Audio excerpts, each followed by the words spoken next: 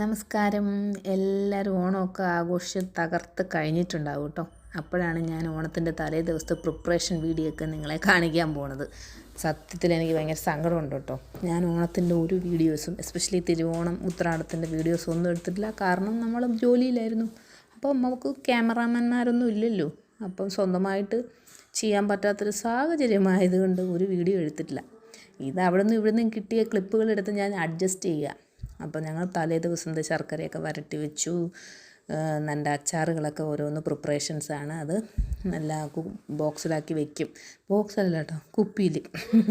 പിറ്റേ ദിവസത്തെ എളുപ്പത്തിൽ നമ്മൾ തലേ ദിവസം ചെയ്യുന്ന സാധനങ്ങളൊക്കെ അല്ലേ, ഈ അച്ചാറുകൾ, ഇഞ്ചിക്കറി, അതെല്ലാം നമ്മുടെ പായസത്തിൻ്റെ പരിപ്പൊക്കെ സെറ്റാക്കി വെക്കും.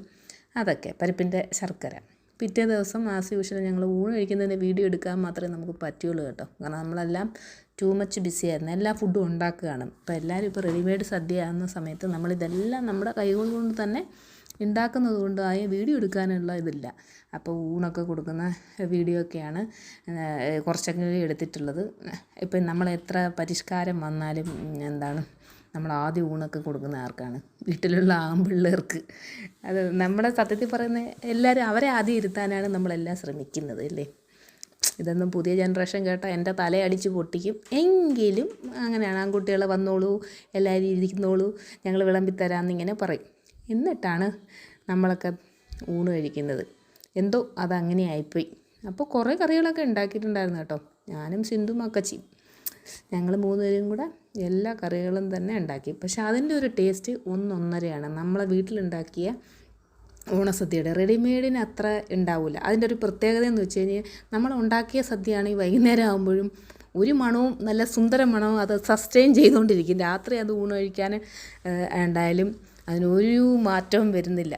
മനസ്സിലായില്ലേ? പക്ഷേ നമ്മൾ പുറത്തുനിന്ന് വാങ്ങിച്ച ഫുഡാണ് കൊണ്ടുവരുന്നുണ്ടെങ്കിൽ ഉച്ചയ്ക്ക് ഓക്കെ വൈകുന്നേരം ആകുമ്പോഴത്തേക്ക് ബാലൻസ് ഉണ്ടെങ്കിൽ അതെല്ലാം ഒരു ചീത്തയായി പോകും. പലതും കേടായിപ്പോവും. പക്ഷെ നമ്മൾ അവരെ കുറ്റം പറയാനും പറ്റില്ല. നമുക്കിങ്ങനെ വീട്ടിൽ വെക്കുന്ന പോലെ കൊണ്ടുവന്ന് തരാൻ അവർക്കും പറ്റില്ലല്ലോ. ഇതെല്ലാം ബിസിനസ്സല്ലേ.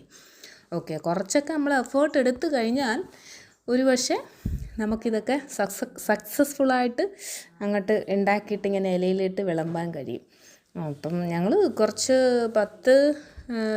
50 പേര് 45 ഊണൊക്കെ ഉണ്ടാക്കാൻ പറ്റിയ രീതിയിൽ, ആൾക്കാർക്ക് കഴിക്കാൻ പറ്റിയ രീതിയിൽ നമ്മൾ ഊണുണ്ടാക്കിയിട്ടുണ്ടായിരുന്നു കേട്ടോ. പക്ഷെ ഭയങ്കര സാറ്റിസ്ഫാക്ഷൻ ആയിരുന്നു കേട്ടോ. പക്ഷെ ഒരു കാര്യമുണ്ട്, വീഡിയോ ഒന്നും എടുക്കാൻ തിരുവോണ സദ്യയുടെയും അതിൻ്റെ പ്രിപ്പറേഷൻസും ഒന്നും ചെയ്യാൻ നമുക്ക് കഴിഞ്ഞില്ല എന്നുള്ളതൊരു വളരെ നിർഭാഗ്യകരമായിട്ടുള്ള. എങ്കിലും ഞങ്ങൾ അടിപൊളിയാക്കി. അടുത്ത ദിവസത്തെ വീഡിയോ ഒക്കെ കുറച്ചൊക്കെ എടുത്തിട്ടുണ്ട് കേട്ടോ, നിങ്ങൾക്കിടാം. അപ്പോൾ ഓക്കെ, എല്ലാവർക്കും